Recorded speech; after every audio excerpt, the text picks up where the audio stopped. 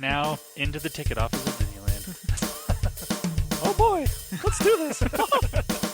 Don't think the CIA is going to be trying to hack your second-gen iPod. I didn't think so. There might have been a lot of illegal music on there. I wouldn't doubt it. But, I mean... You were supposed to bring death to the flagships, not join them. Google has found a new way to piss me off. iTunes is a constant source of embarrassment. Every time I say it, it's going to suck even more. Everyone's idiots. I am Nadella. I can't do it anymore without laughing. I was going to do the whole thing. Welcome, everyone, to the Calling All Platforms podcast. I am your host, Wes, and I'm here with Landon. Hello. And Caleb. Hi.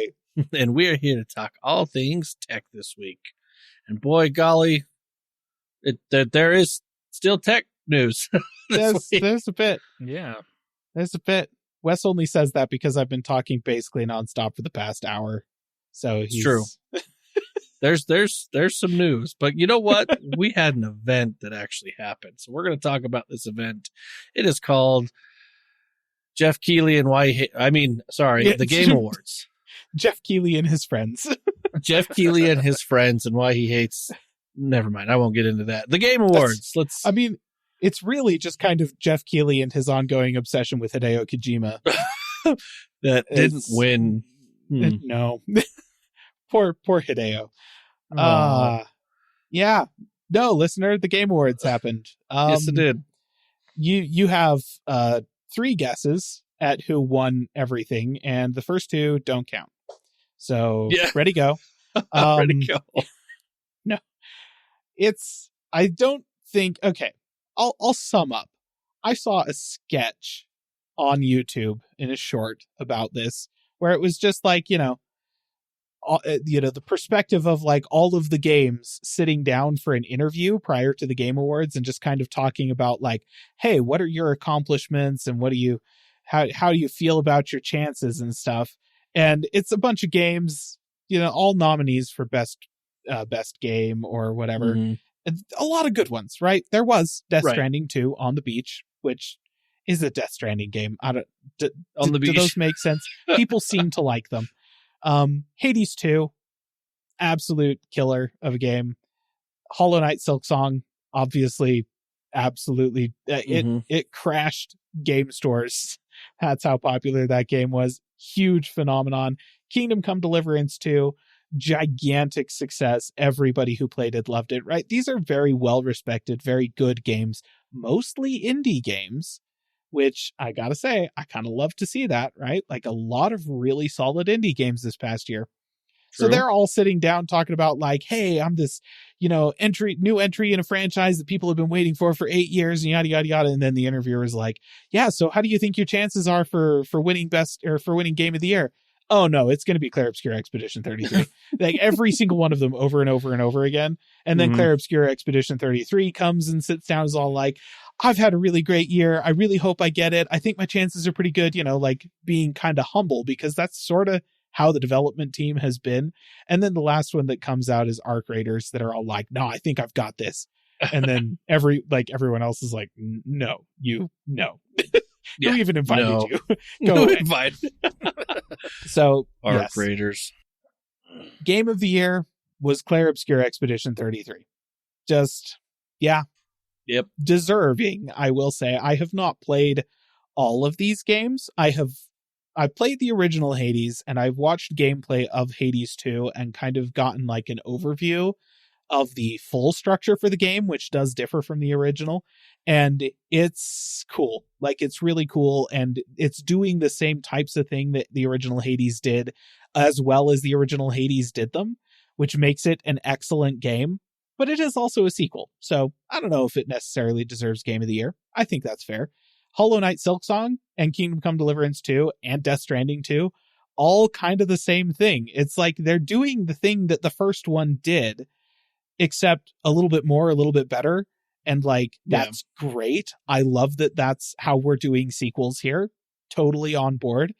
But, Clair Obscur Expedition 33, I feel like probably deserved it just for being more unique, for being more original, for kind of coming out of the blue. And then there was Donkey Kong Bonanza that got nominated. I guess it's a law that Nintendo has to have at least one nominated game for Game of the Year. So It should there- always yeah, win. it is. yeah. It should always win. Nope. Come on. I will come down on that pretty hard. It did win Best Family Game, if that makes you feel better, Landon. You just don't like Isn't any it- wait. fun. Isn't it a single player game? I think that there's Isn't it a single Multiplayer? player game? I Best don't know, family game actually. with a single player game. Eh. Really? It's Really? I think the category Best Family Game probably should be renamed Best Game You Can Stick Your Kids in Front of and it'll occupy them for a few hours. Yeah, that might be It's better. the best game to keep you from like beating your kids to a pulp because they're up in your face. That's what it is, but they can't say that. Best family game. Only one player. Good lord. Yeah. But yeah, so then Best Art Direction, Claire Obscure Expedition 33. Mhm. Best Game Direction, Claire Obscure Expedition 33. Best Narrative, Claire Obscure Expedition 33. Best Performance was Jennifer English for her part in Claire Obscure Expedition 33. Best Score and Music, Claire Obscure Expedition 33. And Best Independent Game, Claire Obscure Expedition 33, which fair, it is a indie studio. Yeah. And then Best RPG, Claire Obscure Expedition 33. Now, that's the one category that I'm kind of like, not that it's not necessarily the best game of what was nominated in that category, because the other games in that category were like Avowed and Monster Hunter Wilds and The Outer Worlds 2, all of which were kind of lukewarm, and I have Mhm. played Avowed. And I played the beginning of Avowed and the beginning of Claire Obscure Expedition 33. Comparing those two to each other, Claire Obscure is a better game than Avowed, for sure. But Kingdom Come Deliverance 2 was also in this category. And I'm not sure that Claire Obscure Expedition 33 was the best RPG. Like, if you're focusing on the role-playing elements of the games and deciding based off of that rather than just the quality of the game overall, I think that I think there's probably an argument to make for something like Kingdom Come Deliverance 2 winning that.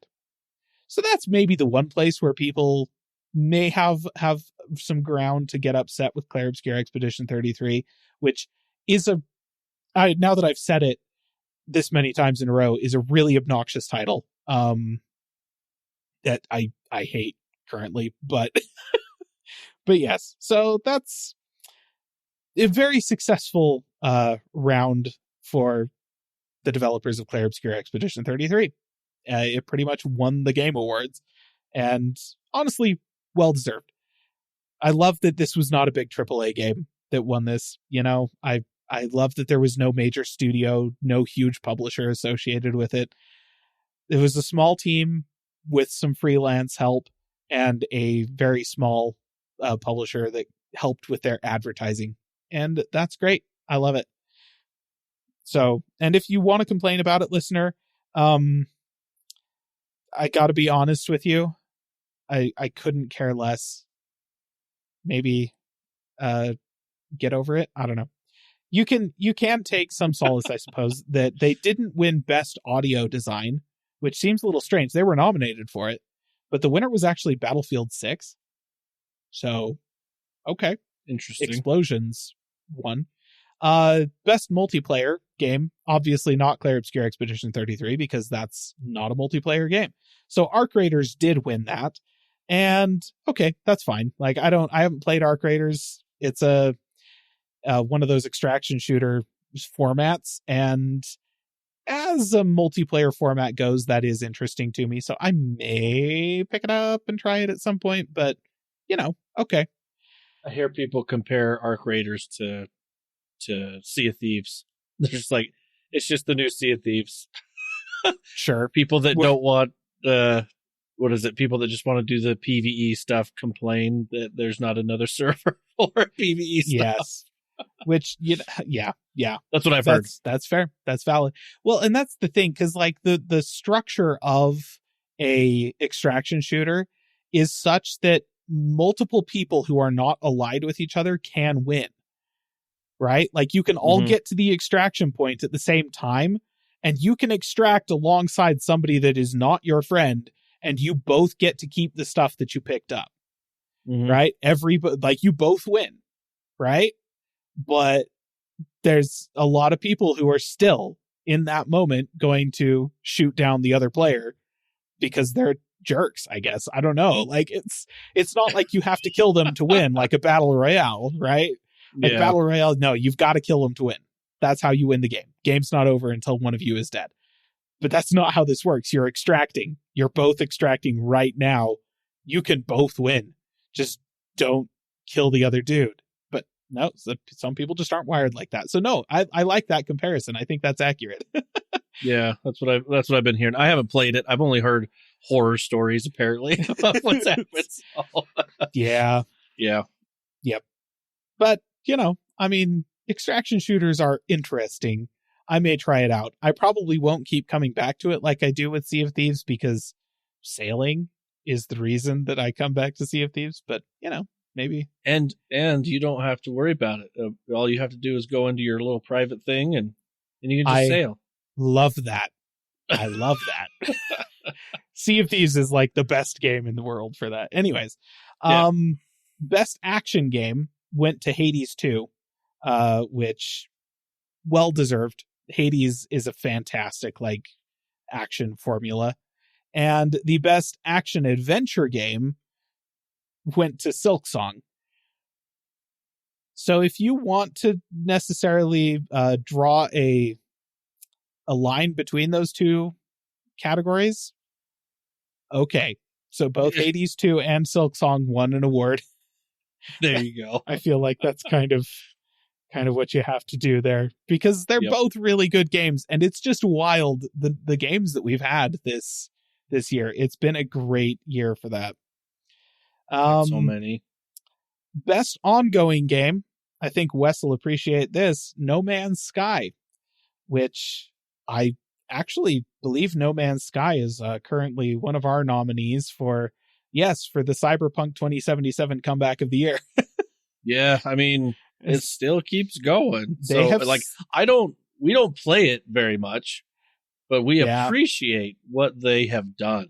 They have completely successfully reinvented themselves by basically just saying, we're sorry, and then putting their heads down and working.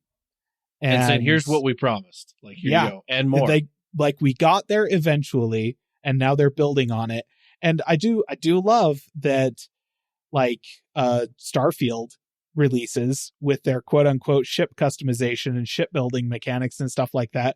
And then not that long later, No Man's Sky is all like, hey, here's what that should have been. So good stuff. Best sports and racing went to Mario Kart World. Okay, sure. Best strategy / sim game went to Final Fantasy Tactics. All right. I mean, Civ 7 was right there, but sure, Final Fantasy. Okay, whatever.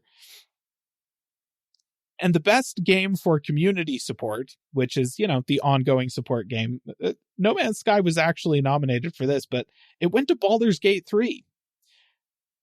So I'm not even sure what kind of community support Baldur's Gate 3 has been getting, but they managed to win an award even not in their release here. So good job to Baldur's Gate, I guess. Interesting. Yeah. So there's obviously a whack ton more events and categories and whatnot, but that's kind of the highlights aside from Clair Obscur Expedition 33. But listener, I think the takeaway is if you haven't played Clair Obscur Expedition 33, probably look into it, I haven't. It's on my list. It's on my list. Yep. And it's, for me, landing in the same category as Baldur's Gate 3, which is, hey, finish playing Divinity Original Sin 2, and then you can buy these other games. We'll see if I actually make it that long. Yeah. So, that's the awards. However, as we know, the show is actually called Jeff Keighley and His Friends. And he invited a bunch of his friends to make announcements and stuff like that at the Game Awards. So there were a few of those that I just wanted to touch on. The first is called Star Wars: Fate of the Old Republic, which is supposedly going to be a single-player action RPG that's functioning as a spiritual successor to Knights of the Old Republic, which is, classic BioWare RPG in the Star Wars universe. Absolutely fantastic game. Loved it to death when I played it years and years ago.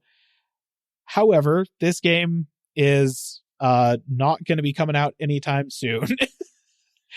Yeah, This was was literally like- what they announced, and then Yeah, this was an That's it, announcement yeah. trailer, so we're looking at probably 4 or 5 years for this because it's a full-on AAA game, and those can't get developed in less than 4 or 5 years these days, and usually quite a lot longer. if So, we're lucky. okay, cool, yeah, whatever. Sounds like any other Star Um, Wars project. Is it weird to say that that's coming out in 2030?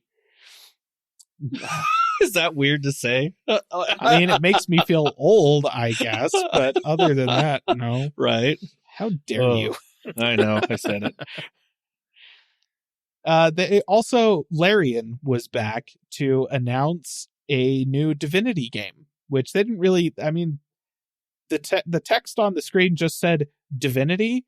There's already been a game called Divinity. There was a Divinity, and then a Divinity 2, and then there was a third one, I think, but I can't remember what that one was called. And then Divinity Original Sin, which was a prequel, and the sequel to the prequel, which was Divinity Original Sin 2, not to be confused with Divinity 2. They are different games. They I'm just glad said you- Divinity. I hope that that's not the only title they're giving it, because otherwise that's just going to make everything so much harder.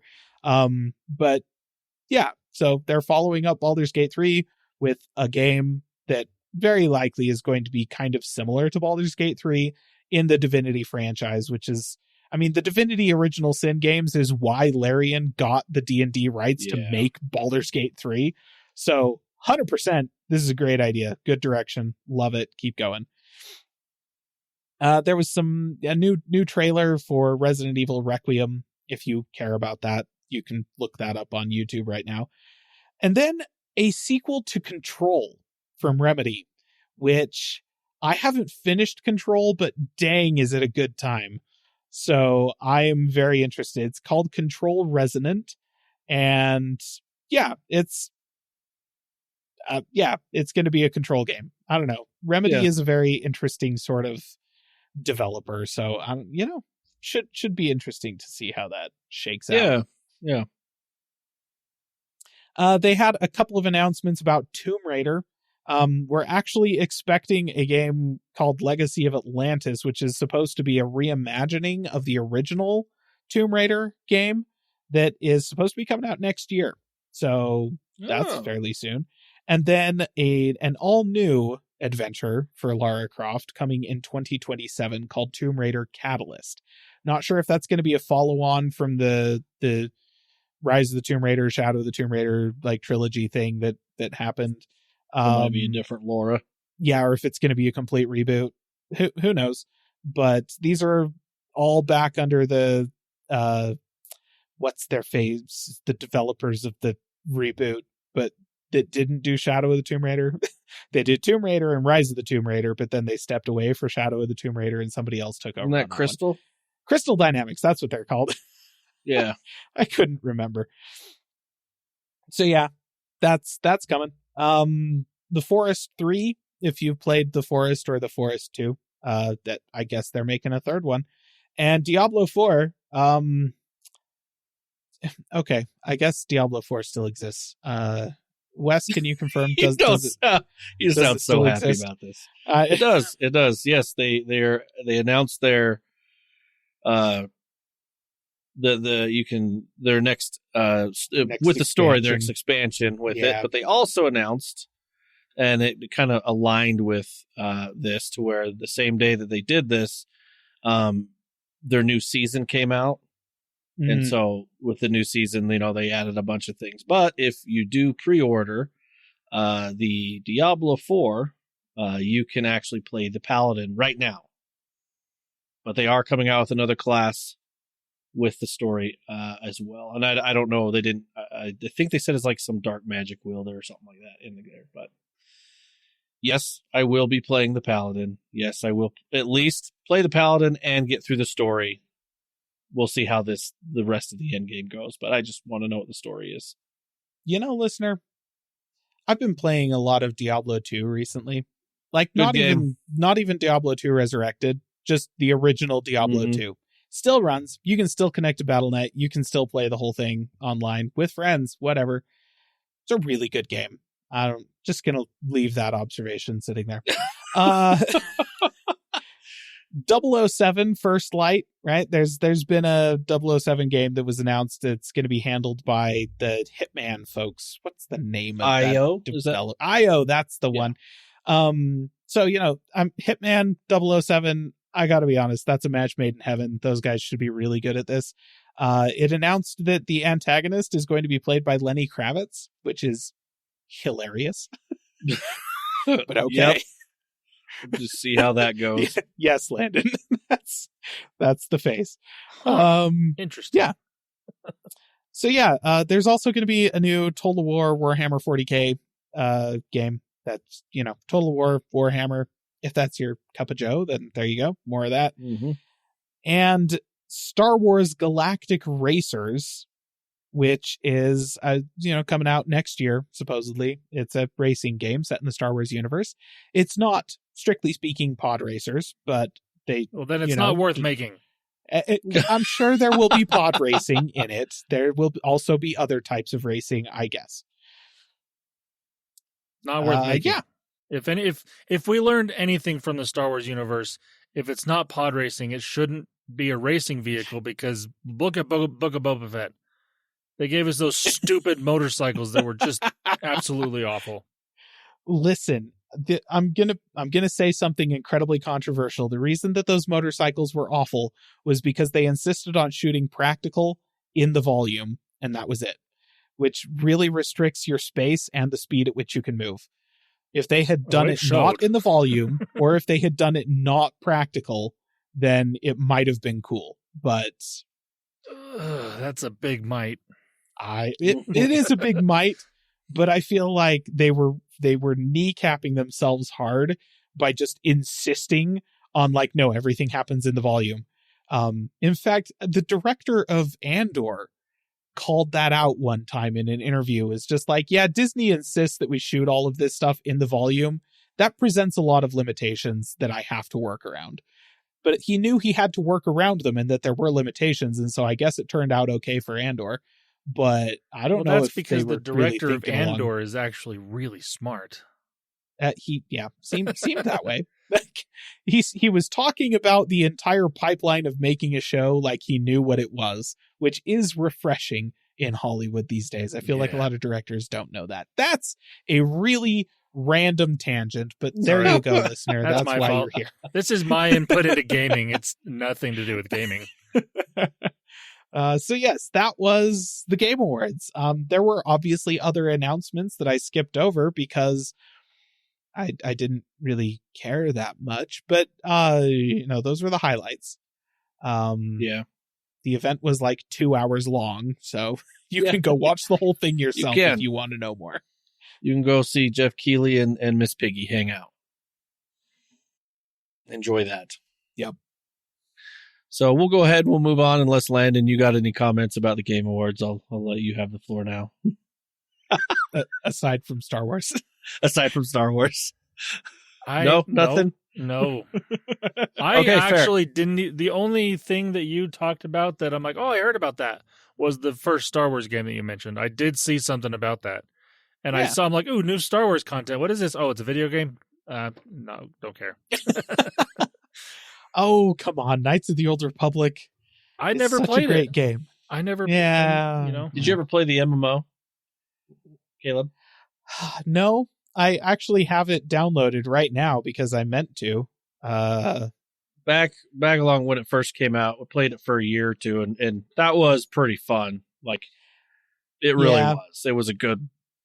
But I know it's still going. But I've watched some of the cinematic trailers for expansions and new, like, periods that have been released for the MMO, and some of those were pretty sick. Yes. I don't know if the game lives up to that. Probably not, but No, it was pretty fun. But all right. Well, we'll go ahead and we'll move on.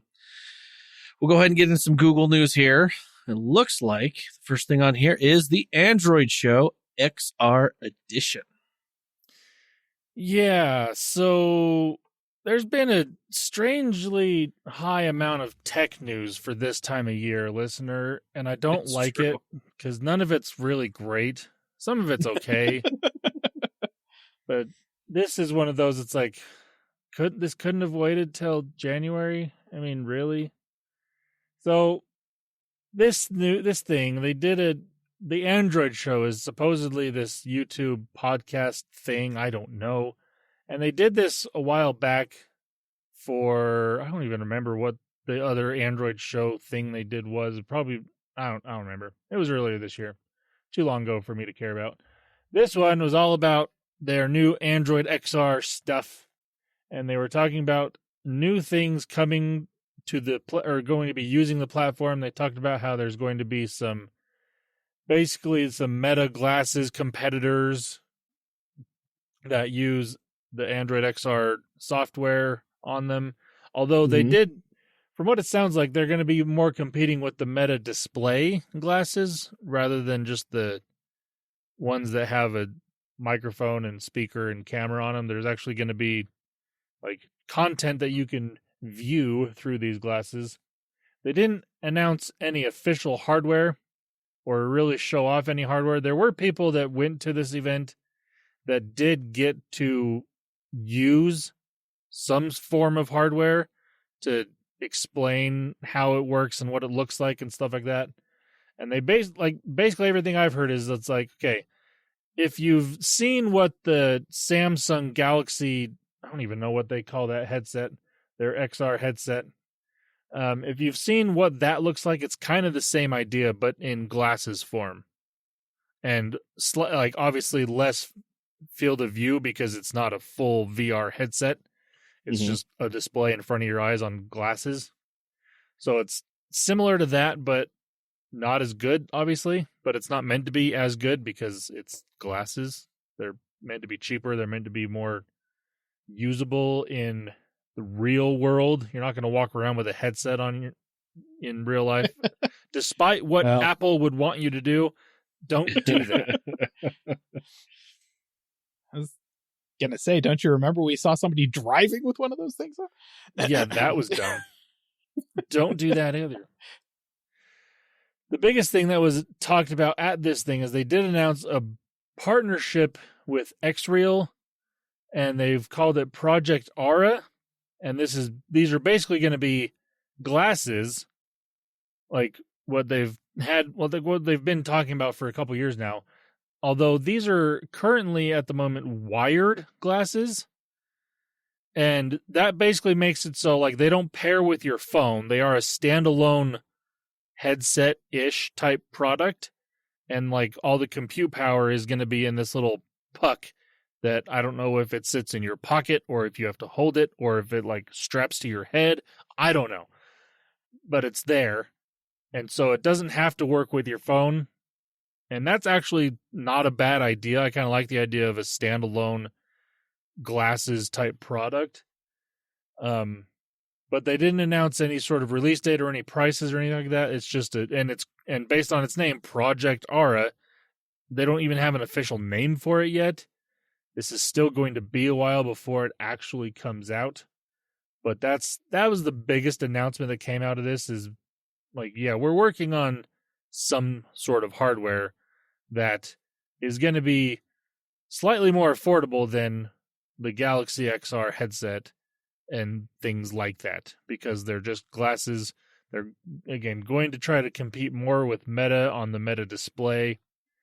So that's really all you really need to know about what came out of this Android Show XR edition, because and even then, like, it's going to be a while before any of this comes to public uses in any real way. But yeah, that happened. It was interesting. Fair. All righty. Well, moving on. Next thing for Google, YouTube TV confirms new plans are a-coming. Yes, now this one I'm very, very excited about. Very, very excited. Yeah. He's gone full Transylvanian over I was it. going to say, holy cow. Very excited. So, a little while ago, right after YouTube TV and Disney had their little fight for multiple weeks, it was leaked to different places that part of this new deal that Google made with Disney was being able to have a sports-only package that included all the ESPN channels, including ESPN Unlimited, which is basically like if you were to pay for just ESPN, that's Disney's little thing. And so that's what we had heard before. But now it's actually been confirmed. YouTube came out on their official blog saying they will be introducing YouTube TV plans in early 2026. Now, that's all we know on dates so far. We don't like it. They haven't given any official dates. They haven't even given official plans yet. They just say, early next year, we'll launch YouTube TV plans, bringing more choice and flexibility to our subscribers with over 10 genre-specific packages. And then they also talk specifically about a YouTube TV sports plan that'll offer, obviously, ESPN, FS1, NBC, and then you can add NFL Sunday Ticket or NFL Red Zone on top of those things. And then they mentioned that there's going to be like family TV, like family packages or, different things like that. And the ability to bundle packages together. So, like right now for me, I pay for YouTube TV. It's $83 a month. It's a lot of money, but I get a wide variety of TV channels to choose from. And there's a lot of those channels that I don't watch and probably never will.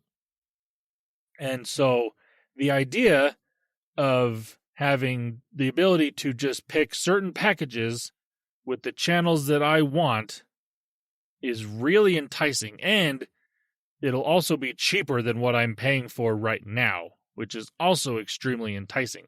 Because, I definitely want the YouTube TV sports plan because, let's be honest, that's really the big thing that keeps me with YouTube TV is all the sports channels that they do have. And then, obviously, there's other things to go along with it, but that's the big thing for me is the sports stuff. But then I also like the idea of being able to pick and choose other little plans to go along with that and then saving some money by not having to pay for the whole thing, So I'm extremely excited about this, and I really want it, when they say early 2026, I hope that means January 1. It's not, but it would be really great if it happened really early in 2026 because everything I've seen about this, everyone seems to be really excited about this idea. And there are other, Fubo TV does offer different packages as well. But, I've tried Fubo TV. I didn't, after coming from YouTube TV, the interface was just a little, it wasn't quite as good as what YouTube TV offers. I think there's a reason why YouTube TV is the best and most popular option when it comes to streaming over the internet type TV, because they're really good at what they do, just everything, the user interface, the options that are there, it's really good. So I am very excited about this and really cannot wait for it to actually come to fruition. And I'm glad that it's official. It is happening. Again, I just want it to happen now. I don't want to wait until early 2026. Google, bring it now, please. That is exciting. I'm glad that they're doing stuff for you. So, all right. Well, let's move on to the next thing here. New safety feature for Android users. Yeah, 2 good things that come out of Google in 1 week. Who would have thought, right? So, this feature it basically gives emergency dispatchers a live view of what's happening with you. So the way it works is if you were to call 911 or whatever emergency service, like whatever emergency phone number you have in your area, this allows the dispatch to ask. I'm just going to read what they put down here. It says, during an emergency call or text, if the responder determines that seeing the scene would be helpful and it's safe to do so, they can send a request to your device.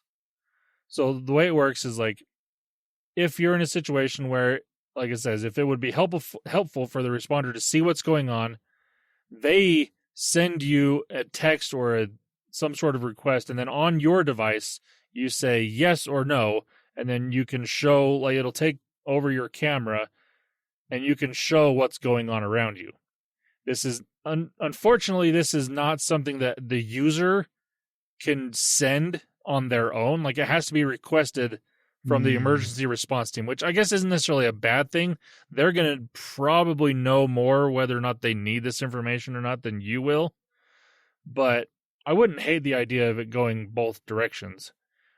But this is fine.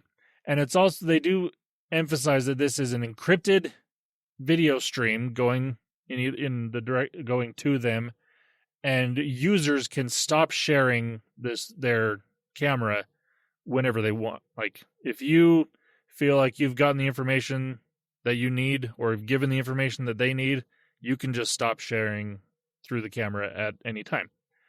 But I really like this, and right now they say it's rolling out to users in the US and select regions of Germany and Mexico. And obviously they're going to want to expand this to more countries in the future, but right now that's where it's coming to.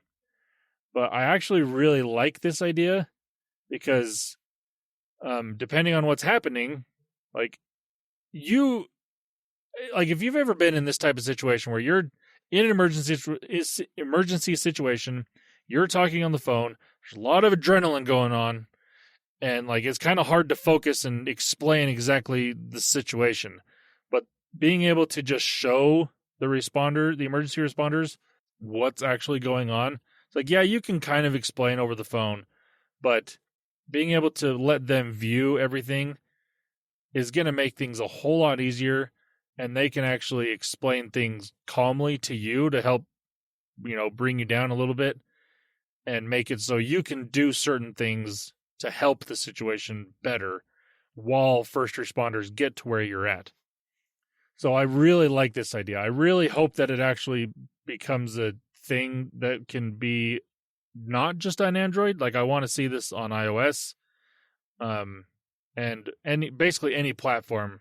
I mean, not that there's any other platform really, but being able to have this on all devices would be great. And I imagine that Apple is probably working on something like this.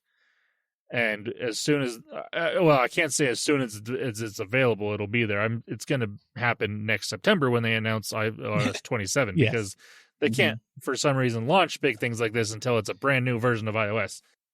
Yep. Which is unfortunate, but that's the way Apple does things. But yeah, I do love this feature a lot, and I think it will be able to help a lot of people in the future. So if you're on Android, like I said, it should be rolling out in the US and in Germany and Mexico. So I hope that you don't have to use this feature, but I'm very glad that it's there. So there you go. New safety things. It's great. Oh, yeah. Okay. Go ahead and move on to some general tech news here. We got Pebble made a ring? Yeah, listener. Pebble so made... I know. Pebble, the company that made, the smartwatches that are technically smartwatches and actually, really very popular smartwatches for what they are. They made a smart ring, but not in the sense that you would think. This is not a ring that, can do heart rate or temperature sensing or count your steps. It really even qualify as a smart ring? They're calling it that. That's what they're calling it, but I'm not sure I agree. I don't agree either. So this ring, it's called the Pebble Index 1. I don't know if it's a Pebble Index 1 or Pebble Index 01 because there is a 01 in the name. So I don't know how you're supposed to say this. If it's just 1 or 0, it's dumb. Really dumb. Like Pebble has been they've really been talking to the nothing guys. I know. Like they've been really good at coming up with really good names. Like the Duo. It was fantastic. Oh, the Core Duo. Yes, the Core Duo. Yeah. Oh man. They've been saving Intel for the past year and it's been great. But no, this one, the Pebble Index 01, I'm just going to call it that because that's in the name. It's a ring that has a little button on it that lets you speak into it to record your thoughts periodically throughout the day. Because you can't pull your phone out and do the same freaking thing. Nope. It's too difficult to Not do possible. that. You have to With that ring. have a ring on your finger, hold the button, and record. And you can't recharge this. It doesn't have a rechargeable battery, listener. They're just saying, under normal use, this should last you, I can't remember exactly what this is. I want to say 3 years, or maybe it's longer than that. I mean, it is essentially just a microphone with a Bluetooth connection to your phone. Right. The one wonderful thing I will say about this is the only smart device that has a microphone on it that you can purchase that isn't constantly listening to everything you say. True. Like it only listens when you push the button. And that is, as a privacy-focused individual, kind of nice. Yeah, that is true. But the other thing about this device is it's not like a subtle button put on there. No. It's like it's a normal looking ring until you look at where the button is that is wider and thicker than the rest of the ring. And it's silicone. Like the whole ring itself is like, looks to be metal in some form or another. And then that button is plastic/silicone and very ugly looking. See, if they had made it look like a fake diamond, I think they would have gotten away with it. They should have partnered with Swarovski, put some crystals on this thing. There you go. But then it would have cost $200. Yeah, that's fair. So I don't fully understand. Like it seems like this is just a pet project of the guy who started Pebble and is now running it once again. 100%. Because like he said, is like, I really wanted something that I could really quickly just put some thoughts into. And like, you don't have a phone? You don't. Here's the thing. He's probably not the only one. There's at least a dozen other people that wanted this product. And now they have it. They all work for Pebble. They didn't need to put it out to the public. Half of them probably do. Yeah. But no, I mean, come on, that they'll sell like a 20 or 30 of these. Well, maybe. And I'm sure the only ones that are going to sell are going to be a pre-order because the pre-order right now costs $75, which is not ridiculously expensive for a ring in general that's, of any sort of decent quality. And definitely for a smart ring, it's on the cheaper side. But again, this isn't a smart ring. It's just they call it that. But that's only if you pre-order it because the regular price when it's released is going to be $99. Absolutely not worth $99 in my opinion. Because again, listener, you probably have this thing called a smartphone that has a voice recording app of some form or another that you can... Heck, if you have an iPhone that has been released in the last 4 years, it's got this other feature called an action button. You can set that up to record straight into the voice recording app. So you literally pull your hand out of your pocket, holding the phone, press the button, and talk into it. It's almost as easy as pulling your hand out of your pocket, using your other hand to press the button on the ring and talking into it. Huh. I think the idea is that you're supposed to have the ring on or swivel it around so that you can push the button with your thumb. So that's a one-handed thing. So I don't know if that helps, but No, because like I said, you Landon's can do looking that like with it the doesn't phone. help. Yeah, okay. I genuinely do not understand why this has to be a product, because like they obviously learned nothing from companies like Rabbit that wanted to make a standalone AI device that you can do the exact same things on your phone. Like there are certain standalone products that are worth having. This isn't one of them, in my opinion. Like, is this the only feature? I don't fully understand. Maybe if you have an old Nokia flip phone that doesn't have data service, doesn't have a voice, at least not a good voice recording feature, maybe this is for you. But then how do you get the stuff off of this device from that? It costs a lot less than the Rabbit thing. True. And I'll bet you it works better. That's fair, because this doesn't have AI. Yeah, like I'll bet it actually does what they say it will do. So by that metric, they're way ahead of Rabbit. That's fair. That is fair. But I don't get it. Like, obviously, this product is not for me. I don't think it's for most people. They're like Caleb said, they will probably sell maybe 20. I know of at least one that they've sold, because there's a tech reviewer that I listened to on a podcast that bought one, basically just to be like, oh, I want to review this product. And I don't think he's going to use it past that. I will bet money that they are planning on not selling more than the pre-orders. Like, I will bet the reason they're doing pre-orders is so that they can get a count for how many to make. They're going to make that many, send them off to people. It's basically a Kickstarter. That I will bet money that's what it is. I don't think that there is a lot of demand for this, but I'm going to be honest, the type of people who have a smartphone but still carry around those little stick voice recorders because they like them, they're faster than even the action button on an iPhone. It's you push the record button, it's immediately recording, and you don't have to worry about it. There are people that do that. And those people are going to look at this and be like, yes, that exactly. And they'll buy it and they'll be absolutely thrilled. And I mean, I happen to know that none of them are listening to this podcast right now because, like I said, there's 20 to 30 of them. So it's not a big audience, but I'm happy for them. You know, they get this weird, super niche little product just for them. And that's always kind of a special moment, you know, like, wow, this company made a product just for me. Nobody else. Literally nobody else. Yeah. So Merry Christmas to those like half dozen people, you know. That's well, funny, Merry Christmas, but it's not going to be released until March. So, well, yeah, but they can pre-order it now. So. Yes, they can do that. All right. Well, if that's what you want, fair. All right, let's go ahead and move on.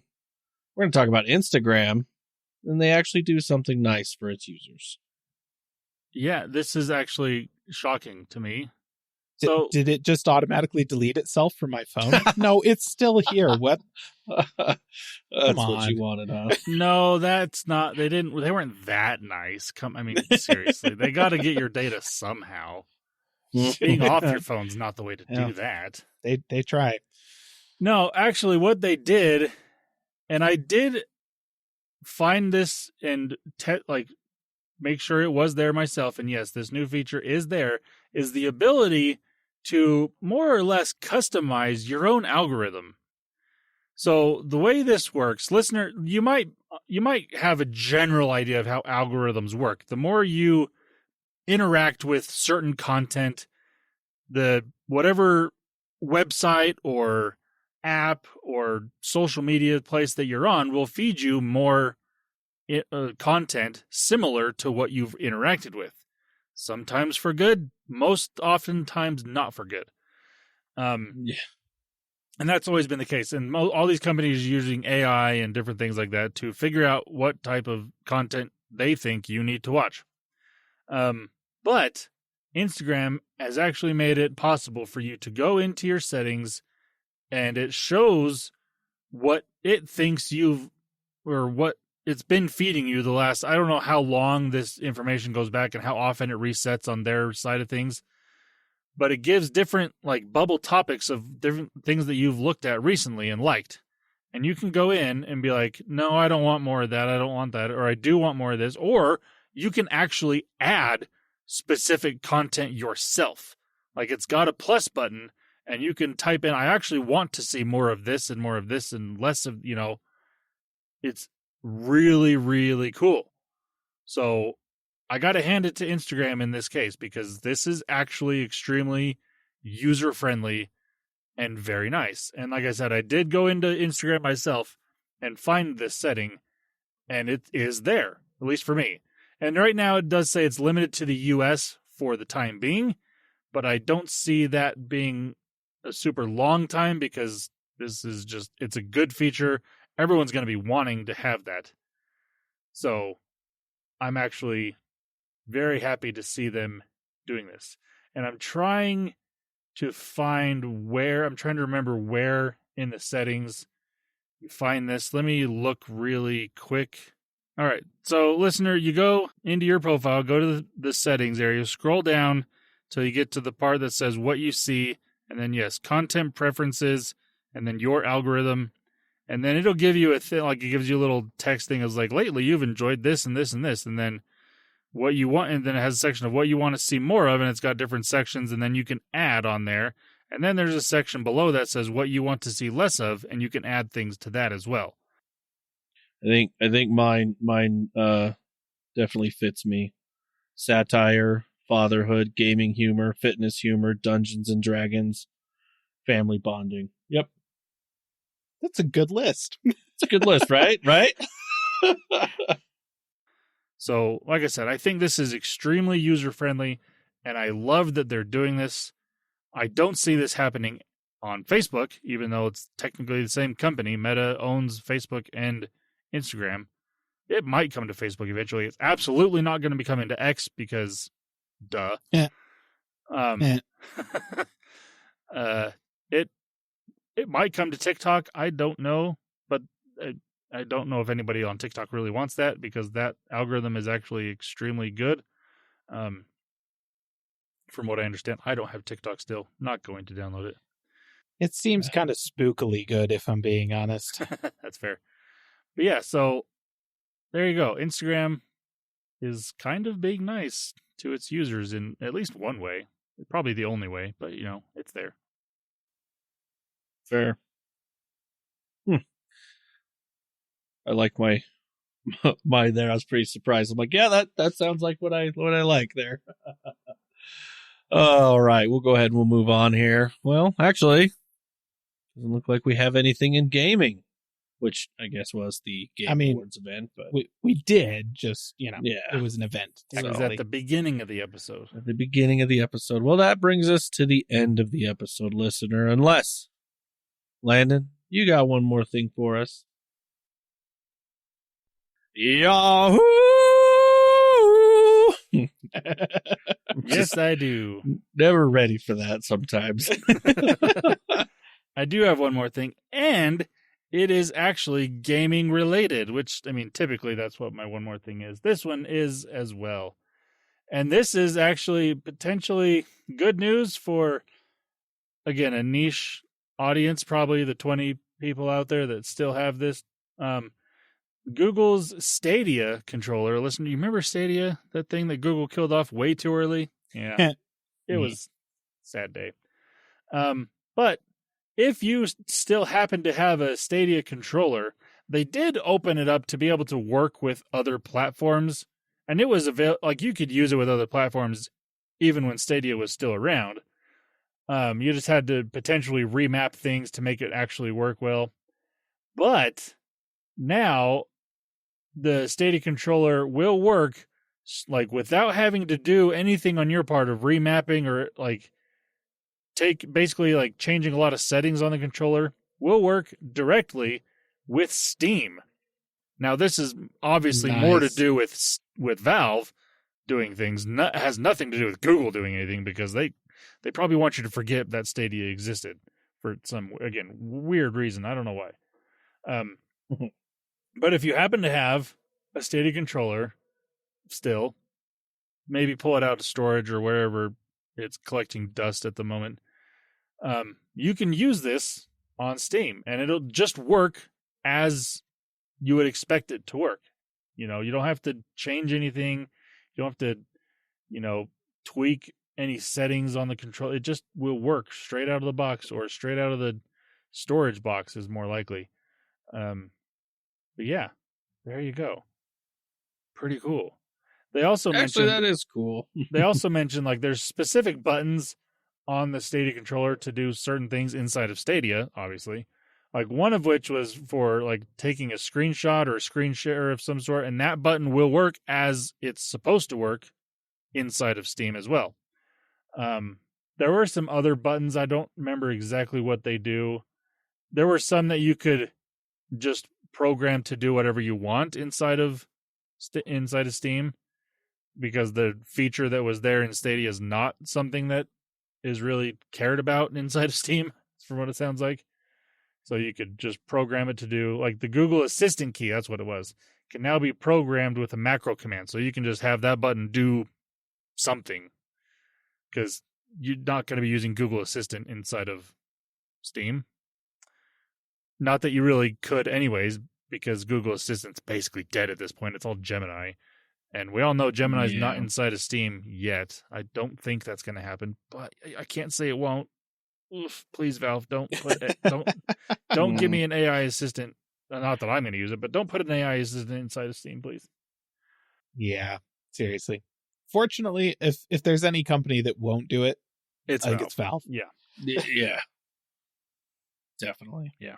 But that's my one more thing. Awesome. Not too bad at all.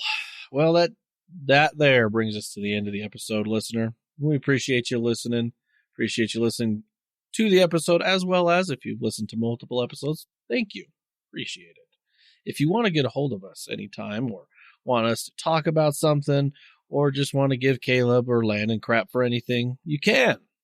You can do that on our social media platforms, as well as callingallplatforms.com.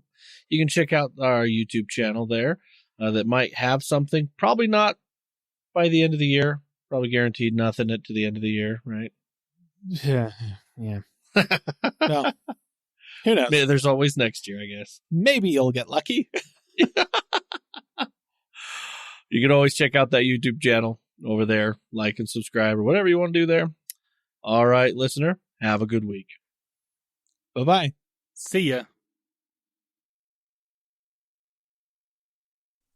Calling All Platforms is a production of Supporter Sound Studios. To learn more about how you can support the podcast, go to www.patreon.com/callingallplatforms.